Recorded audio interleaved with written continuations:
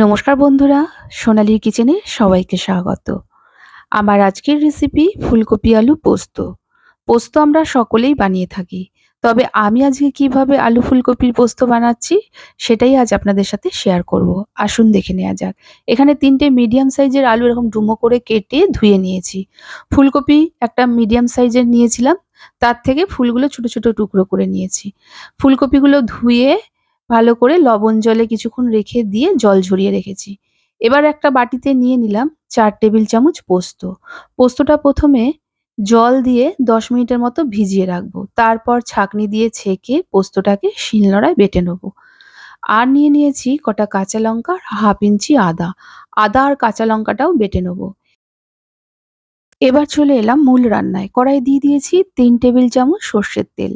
তেলটা গরম হলে এখানে ১/২ চা চামচ পাঁচ ফোড়ন ফোড়ন দিলাম। আজকে আমি যে ফুলকপি আলুর পোস্তটা বানাচ্ছি তাতে পাঁচ ফোড়ন ফোড়ন দিয়ে বানাচ্ছি। পাঁচ ফোড়ন ফোড়ন দিয়ে একবার বানিয়ে দেখবেন, খেতে কিন্তু অসম্ভব ভালো লাগে। ফোড়নটা থেকে একটা সুন্দর গন্ধ বেরালে আলু আর ফুলকপিটা কিছুক্ষণ আমরা হাই ফ্লেমে একটু নেড়েচেড়ে নেব। যারা আমার ভিডিও প্রথম দেখছেন সেই নতুন বন্ধুদের কাছে অনুরোধ রইল, আমার রেসিপি যদি ভালো লেগে থাকে প্লিজ আমার চ্যানেলটিকে সাবস্ক্রাইব করে পাশে থাকা বেল আইকনটি অবশ্যই প্রেস করবেন। এতে আমি যেই রেসিপি আপলোড করি না কেন নোটিফিকেশন সবার প্রথম আপনার কাছে গিয়েই পৌঁছাবে।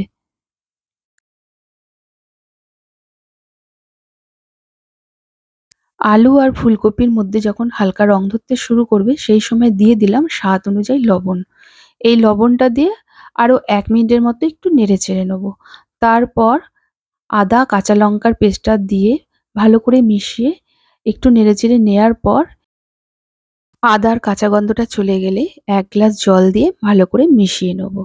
জল দেওয়ার পর অবশ্যই একটু চেখে দেখে নেবেন যে লবণ ঠিকঠাক আছে কিনা। আমার এখানে ঠিকঠাকই ছিল।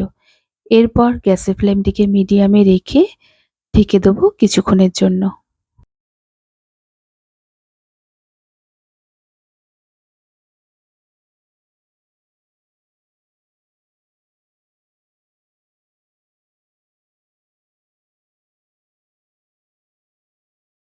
ফিরে এলাম ৫ মিনিট পর। দেখুন জলটা অনেকটাই শুকিয়ে গেছে, আলু ফুলকপি ভালোভাবে সুসেদ্ধ হয়েছে।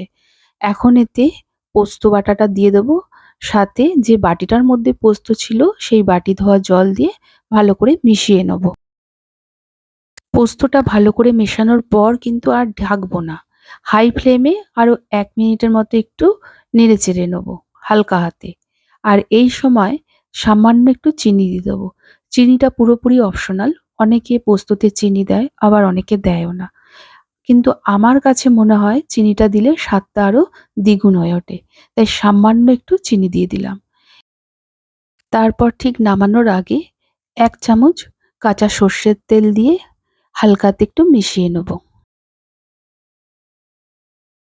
বন্ধুরা, আমি আজকে যেইভাবে আলু ফুলকপির পোস্ত বানালাম একবার এইভাবে বানিয়ে দেখুন, খেতে কিন্তু অসম্ভব ভালো হয়।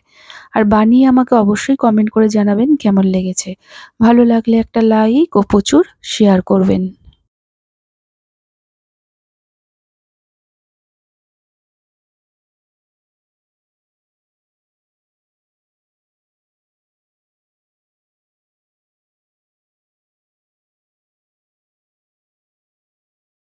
রান্নাটা আমাদের হয়ে গেছে। এখন গ্যাসের ফ্লেমটিকে অফ করে কিছুক্ষণ এটা ঢেকে রেখে দিয়ে সার্ভ করব।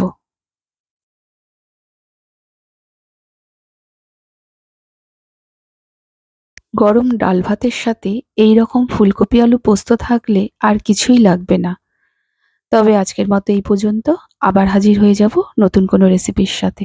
সবাই ভালো থাকুন, সুস্থ থাকুন। ধন্যবাদ।